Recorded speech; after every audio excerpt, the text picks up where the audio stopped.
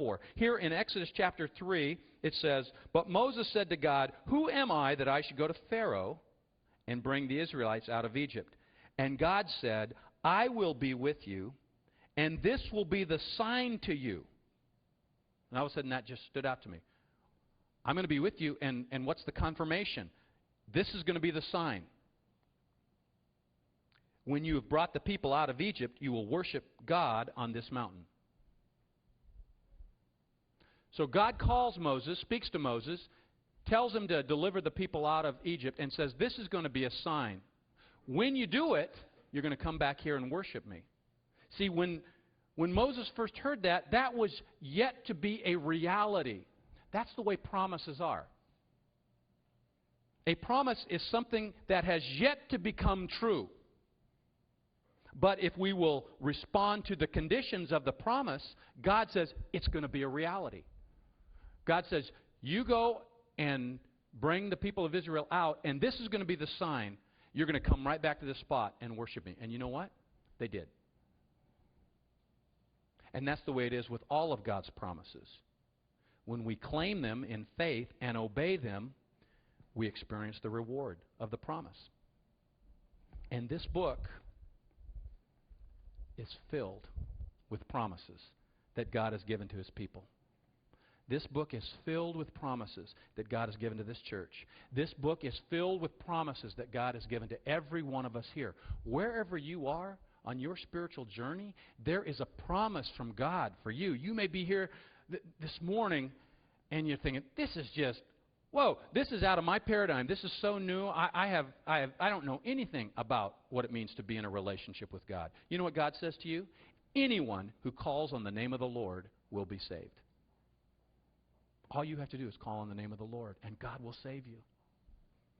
There are promises in here about your relationship with Him. There are promises in here about your marriage. There are promises in here about your family. There are promises in here about your finances.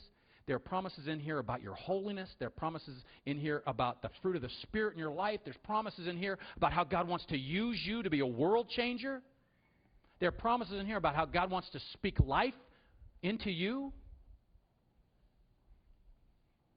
In 2 Peter 1, 3 and 4, it says that by God's divine power, He has given us everything we need, everything, for life and godliness, through our knowledge of Him who called us by His own glory and goodness, and through these He has given to us His very great and precious promises, so that through them we may participate in the divine nature and escape the corruption that is in the world because of lust. You see, by God's promises, we can experience the divine nature, the very life of God, and be freed from the world's lust that would squeeze us into its mold.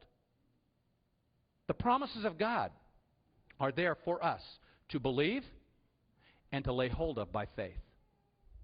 On the other hand, if we don't believe them, if we don't claim them in faith, if we don't obey them, they're not promises of life. They're promises of death, cursing, conviction.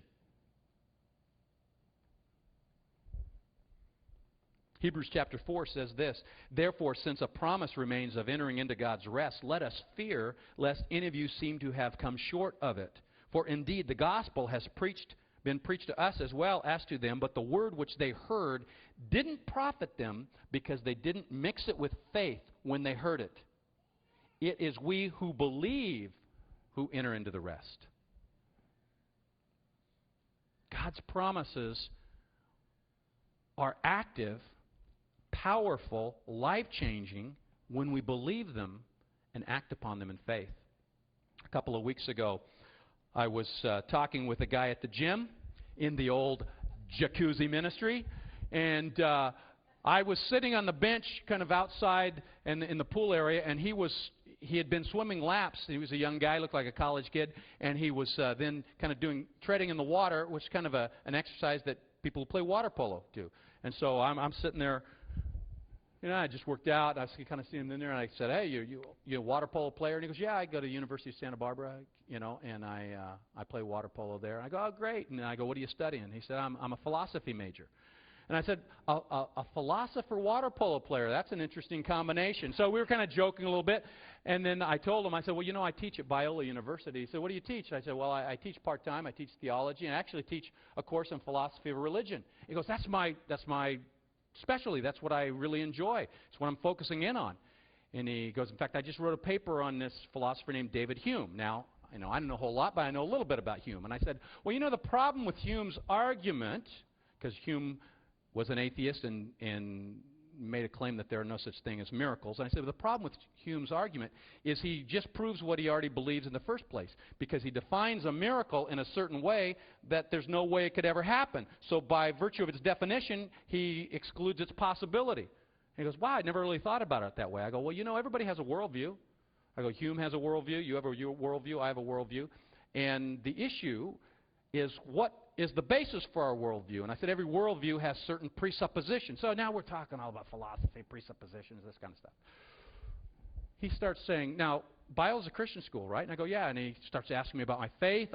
Now we're dialoguing a little bit about the gospel. He's about ready to leave. And then he goes, I have one more question. Now, up to this point, it's just kind of been this kind of periphery God talk. I go, yeah. He goes, you know what I've never understood? He's got the towel. He's drying himself off. I go, what? He goes, I've never understood how Christians could make the claim that Jesus is the only way. So do you believe that someone, you know, I mean, like myself, I'm a good person and I believe that there's a God. Do you believe if I don't believe in Jesus that I'm going to hell? And I'm sitting on the bench. And you know, I have a very, very short window of responding before it seems weird, you know. And my mind is racing at all the different things that I could say. And I go, wow, that's a really important question that you're asking me. And I want to answer it. And I want to give you the backstory to my answer. So let me, first of all, just give you the answer.